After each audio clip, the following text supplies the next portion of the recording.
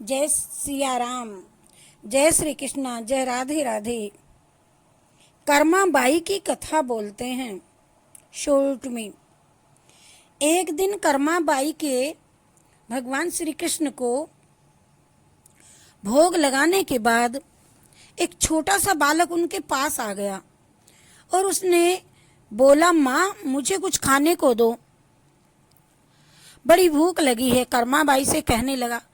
Karma by ने कहा, हाँ बेटा हाँ, मैंने अभी अभी खिचड़ा बनाया है, आ जा बैठ जा, तू भी खिचड़ा खा ले।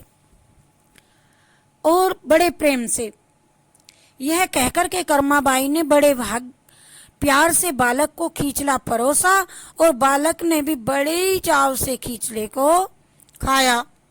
उस बालक के रूप में स्वयं भगवान जगन्नाथ कर्मा बाई जी के हाथ से बना खिचड़ा खाने साक्षात पधारे थे।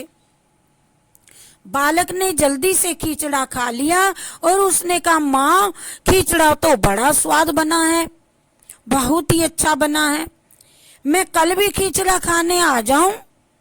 कर्मा बाई ने कहा, हाँ बेटा आ जाना कल भी। कल क्या बेटा, मैं तेरे लिए रोज खिचड़ा बनाऊंगी। छोटा बालक बड़ा अच्छा लगा माँ कर्मा बाई को, और मैं तेरे लिए सुबह ही बना के रखूंगी, तू रोज खिचड़ा खाने के लिए आ जाया कर। बालक ने कहा, ठीक है माँ, मैं रोज खिचड़ा खाने आऊंगा। ये कह करके वह तो बालक चला गया। अगले दिन से बालक रोज सुबह सवेरे कर्मा बाई के पास में खिचड़ा खाने को आने लगा और कर्मा बाई भी रोज अपने नियम से सुबह सवेरे जल्दी उठ करके बड़े चाव से भगवान श्री कृष्ण के लिए खिचड़ा बनाती और भगवान के सामने थाली रखती। फिर भगवान खिचड़े का भोग लगाते और उसके कुछ ही देर बाद वो बालक जाता। फिर कर्मा बाई उसे बड़े प्रेम से खिचड़ा खिलाती। उसके बाद अपने स्नान ध्यान बाकी सभी दैनिक कार्यों में लग जाती थी। बस उसे यही नियम था और यह क्रम उसका इसी प्रकार चलता रहा। एक दिन कर्मा बाई की कुटिया के पास एक साधु आ गया। साधु ने कहा, बातों ही बातों में उसे पता चला कि कर्मा बाई तो बिना स्नान ध्यान किए ही खिचड़ा बना लेती है, बिना चौका बर्तन किए ही भगवान श्री कृष्ण के लिए खिचड़ा बनाती है और भोग लगाती है। उसने कर्मा बाई से कहा, स्नान किए बिना भगवान की पूजा करने और भोग लगाने से पाप लगता है बहुत बड़ा। साधु ने कहा, तू बिना स्नान किए क्यों बनाती है? इसीलिए उसने कर्मा बाई को स्नान करके पूरे विधि विधान से पूजा करके भोग लगाने को कहा। साधु ने ऐसा सुन करके साधु से भोली भाली कर्मा अगले दिन स्नान करने को उठी। जल्दी जल्दी स्नान करके खिचड़ा बनाने लगी तो उसे समय लग गया और विधि विधान से पूजा करके जब भोग लगाने लगी, ये सब करने में कर्मा बाई को बड़ा टाइम लगा।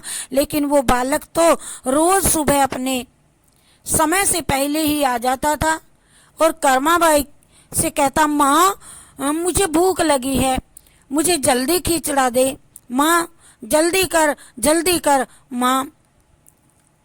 और कर्मा उससे कहती, थोड़ी देर रुक जा बेटा, अभी देती हूँ, थोड़ी देर रुक जा। जब कर्मा भगवान श्री कृष्ण को भोग लगा करके बालक को खिचड़ा खाने को देती तो बालक उसे बहुत ही शीघ्रता से खा करके हाथ मुंह साफ किए बिना ही जल्दी उठ करके भाग जाता और वह क्रम कुछ दिनों तक चलता रहा। इन्हीं दिनों में भगवान श्री जगन्नाथ जी के मंदिर में सुबह के समय भगवान की मूर्ति के मुख पर खिचड़ा लगा हुआ रहता। ये देख करके भगवान जगन्नाथ की सेवा में रहने वाले पुजारी, जो स्वयं बहुत बड़े कृष्ण भक्त थे, वे सोचते, आजकल ये भगवान श्री जगन्नाथ जी के मुख पर ये क्या लिपटा रहता है, झूठा मुंह रहता है, खिचड़ा सा, खिचड़ा कैसे लग जाता है? हम तो खिचड़े का भोग कभी लगाते नहीं है, तो लगाते तो फिर ये खिचड़ा कहाँ से आ जाता है? नहीं लगाते हम तो। कुछ दिनों तक लगातार भगवान जगन्नाथ जी के मुख पर खींचड़ा लगा देखने पर पुजारी इसे भगवान के लीला मानते हैं और समझ जाते हैं कि भगवान रोज कहीं ना कहीं खींचड़ा खाने जाते होंगे। इनकी माया को कौन समझ सकता है, खींचड़ा खा के कहीं आ जाते होंगे।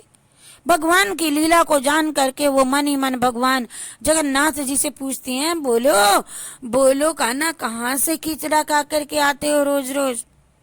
हम आपको मिश्री भोग लगाते हैं, चावल भोग लगाते हैं, आप कहाँ से खींचड़ा खाते हो? भगवान हमें भी तो बताओ, ऐसा कौन भक्त आपका प्यारा है जो आप उसके घर रोज जिमने जाते हैं?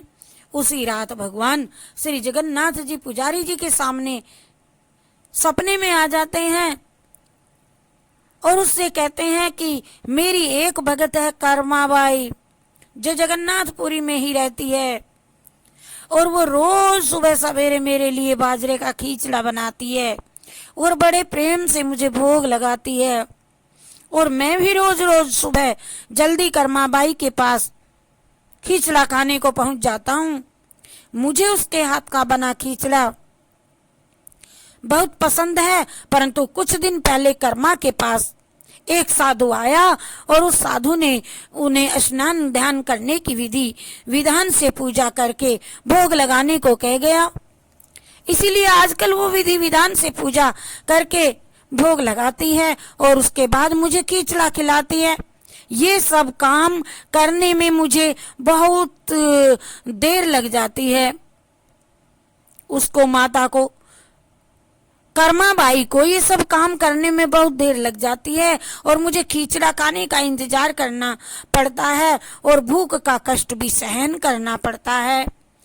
और जब तक मैं खींचड़ा खाता हूँ तब तक यहाँ मंदिर में भक्त जन आने लगते हैं और इसीलिए आज कल मुझे खींचड़ा खा करके मुंह हाथ धोए बिना ही झूठे मुंह भाग करके आना पड़ता है।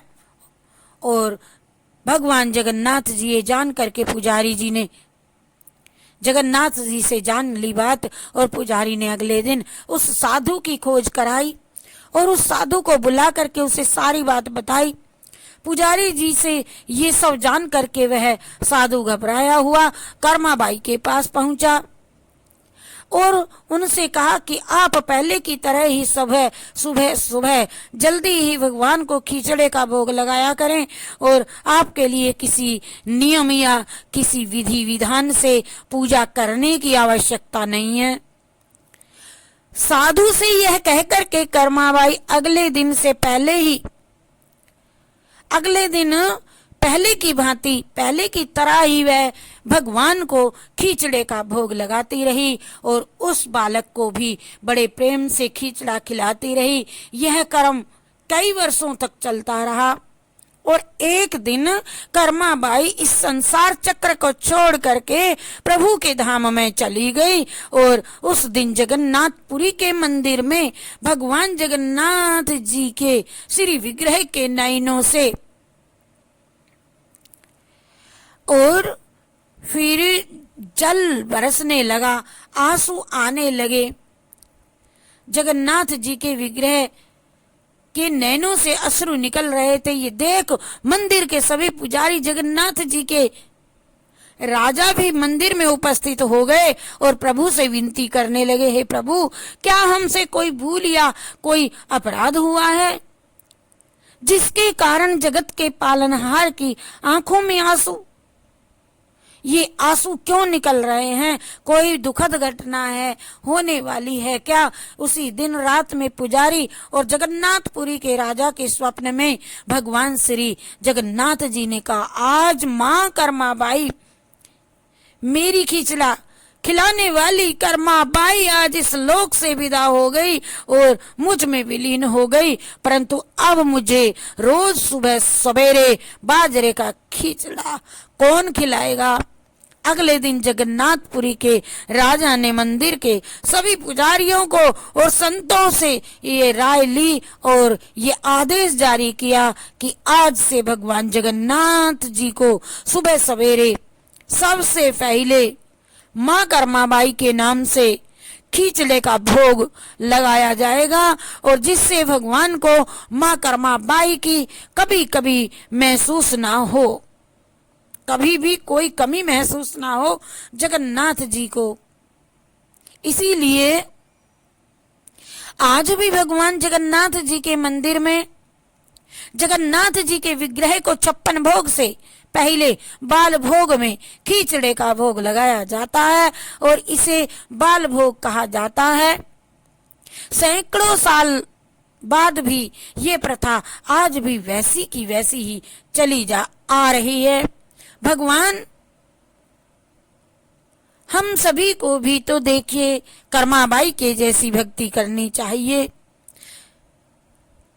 कृष्णार्पणमस्तु, श्री कृष्णार्पणमस्तु। त्वदीयं वस्तु गोविंदं तुभ्यमेव समर्प्यते, ग्रहणं सुमुखो भूत्वा प्रसीद परमेश्वरः। थाली भर के लाई खींचड़ो, ऊपर घी की बाट की, जी मो मारा श्याम धनी, जी मावे बेटी जाट की, जी मावे बेटी जाट की। थाली भर के लाई रे खींचड़ो, ऊपर घी की बाट की, जी मो मारा श्याम धनी, जी मावेला बेटी जाट की, जी मावे बेटी जाट की। इसी तरह से भजन गाएंगे। जय श्री कृष्ण, जय राधे राधे।